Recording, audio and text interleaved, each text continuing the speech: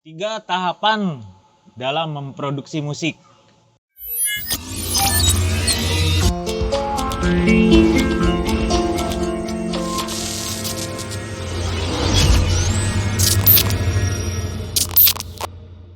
Yang pertama yaitu adalah proses praproduksi atau sering disebut pre-production.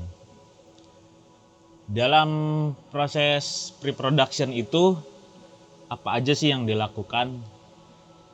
Yang dilakukan itu ada banyak.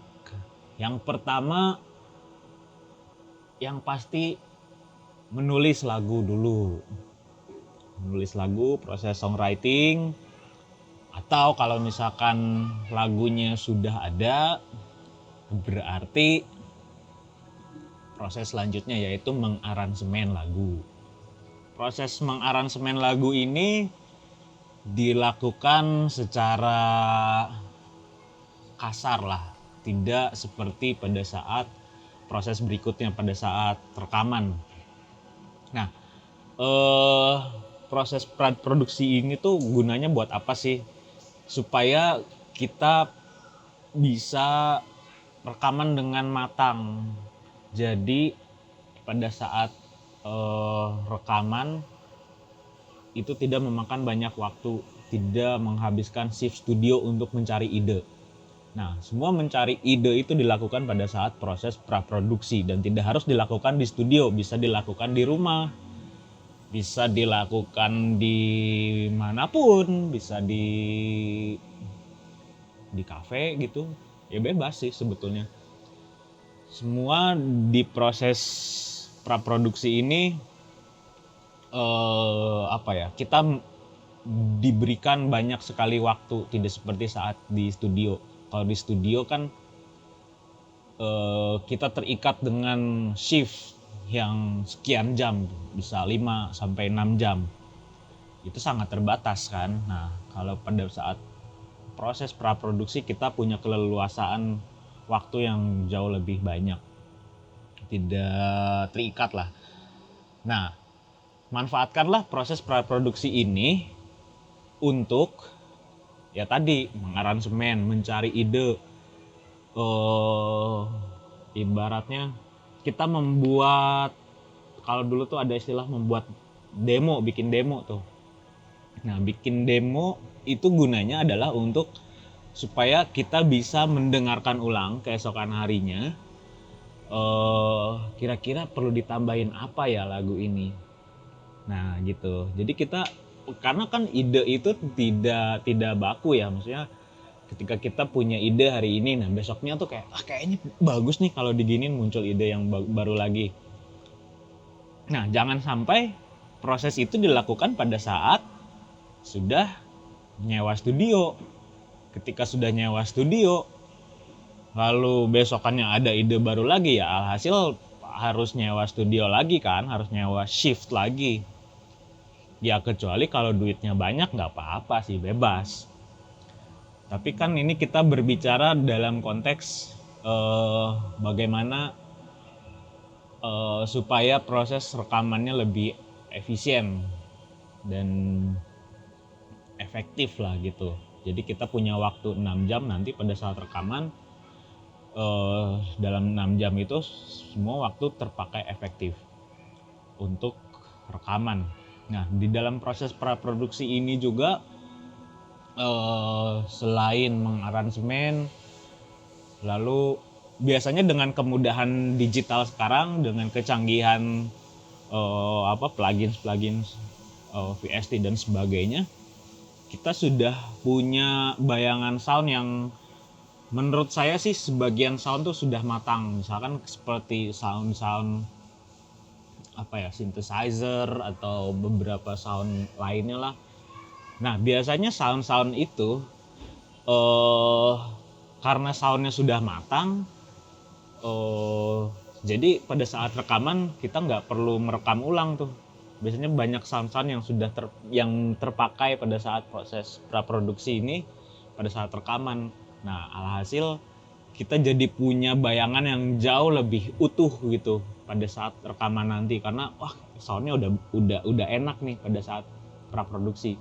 Kecuali mungkin sound-sound seperti drum atau gitar gitu. Gitar mungkin ada beberapa teman-teman yang jauh lebih puas kalau gitarnya ditodong atau direct. Nah, nanti kita bahas lebih baik todong atau direct, itu ada pembahasan terpisah.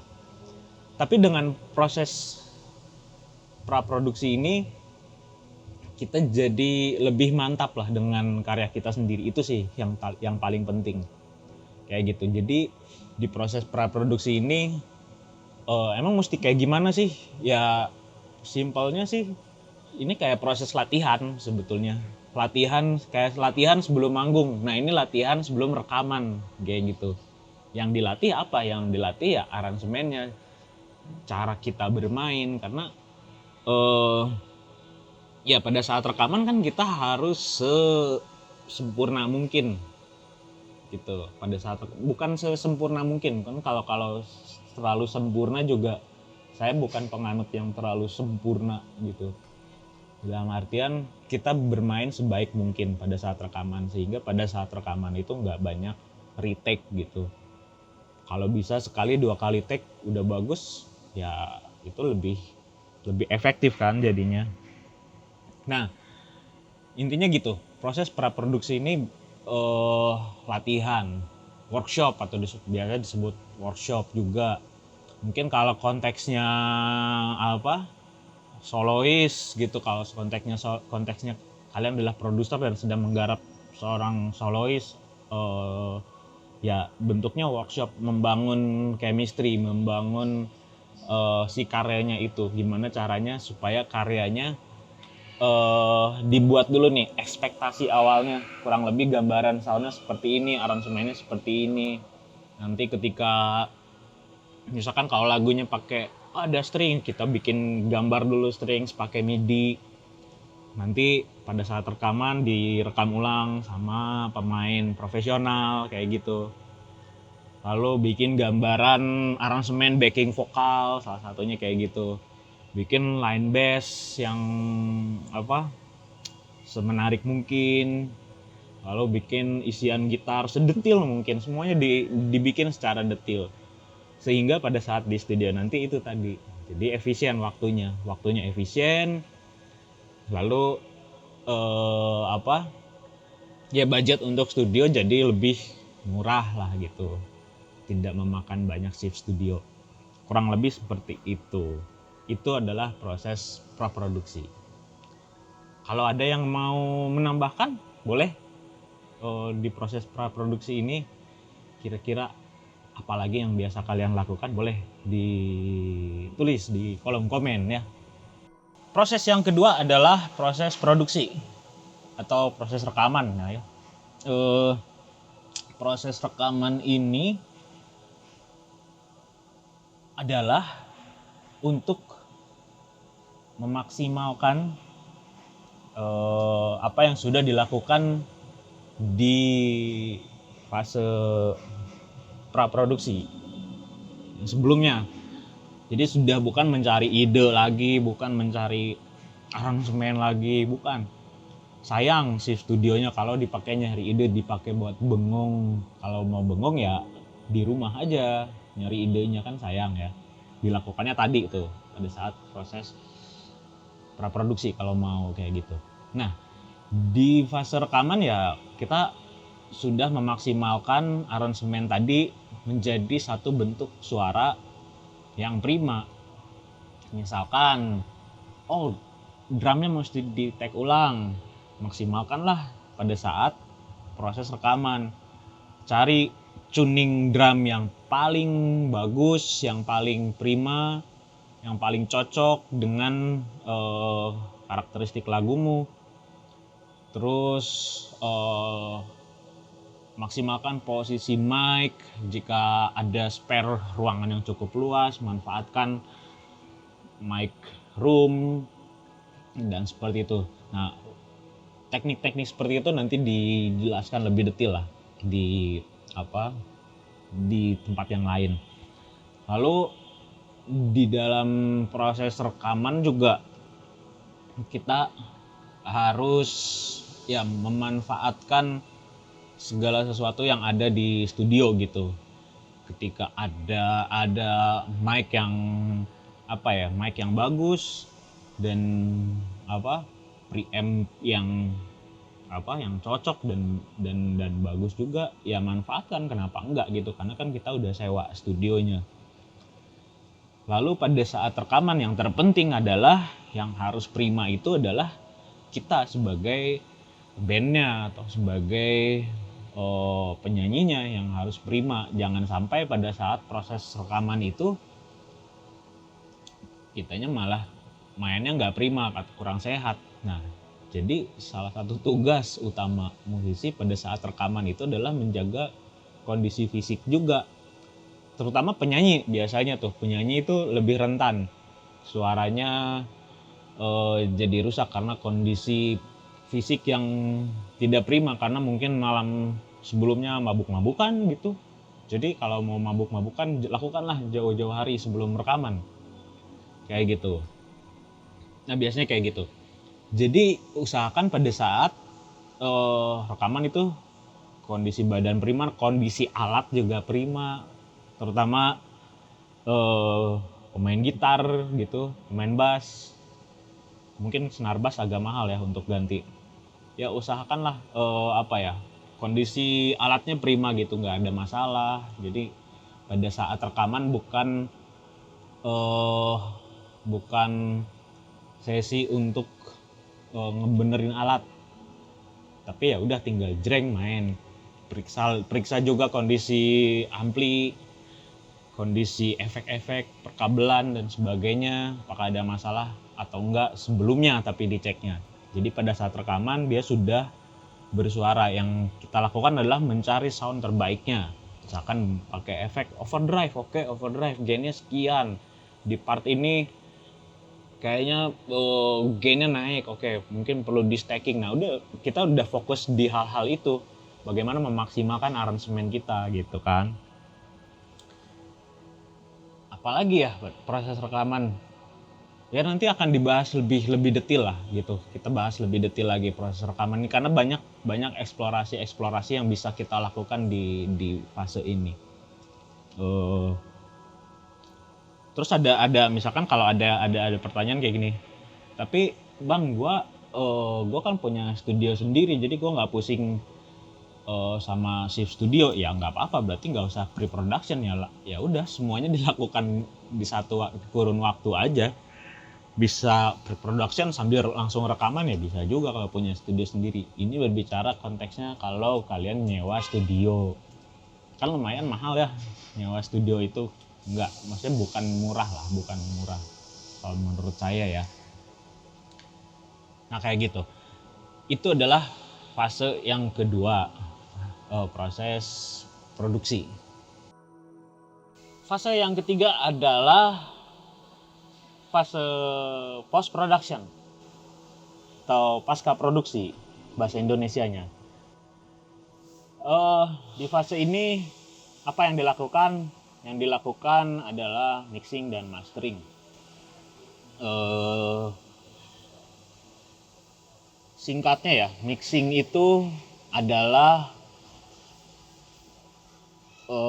sebuah kegiatan yang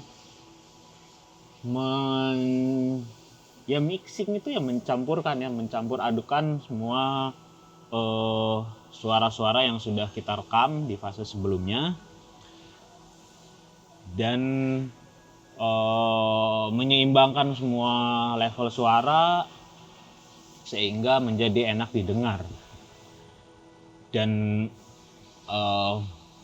mastering itu adalah menyamaratakan, yang menstandarkan suara lah ibaratnya, kurang lebih seperti itu ya penjelasan singkatnya. Nah, jadi di proses mixing dan mastering ini adalah proses final. Intinya ibaratnya lagumu itu adalah sebuah produk makanan, dan proses mixing mastering ini adalah proses packagingnya gitu. Membungkus makanan itu menjadi sebuah makanan yang enak dilihat dan ya dimakan juga enak gitu, karena proses pembumbuannya pas, tidak ada yang berlebihan dan sebagainya. Analoginya kurang lebih seperti itu. Nanti akan dijelaskan lebih detail lagi seperti apa proses mixing ini.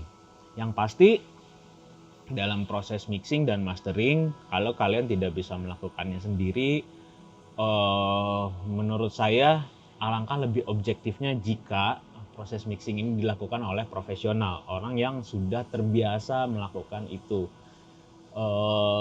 Ya akan mengeluarkan kos, tapi dijamin hasilnya sudah pasti baik gitu. Apakah tapi boleh nggak mixing sendiri? Ya boleh, kalau misalkan maunya begitu dan dirasa kamu bisa melakukannya dengan baik, ya nggak masalah juga mau mixing sendiri. Tidak mengubah apapun lah, maksudnya apakah jauh lebih baik sama profesional atau sendiri, ya sebetulnya nggak ada standarnya gitu harus dilakukan oleh profesional atau tidak. Cuman menurut saya sih kalau bisa dilakukan oleh profesional yang terbiasa melakukan itu lebih objektif gitu, dan hasilnya udah pasti bagus sih gitu. Nah, kurang lebih seperti itu tahapan produksi musik.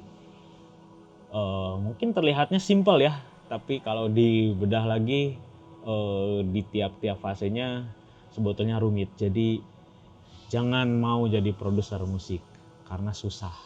Selamat menikmati. Terima kasih sudah nonton sampai sejauh ini. Ya, sampai ketemu lagi nanti di video-video yang berikutnya. Assalamualaikum.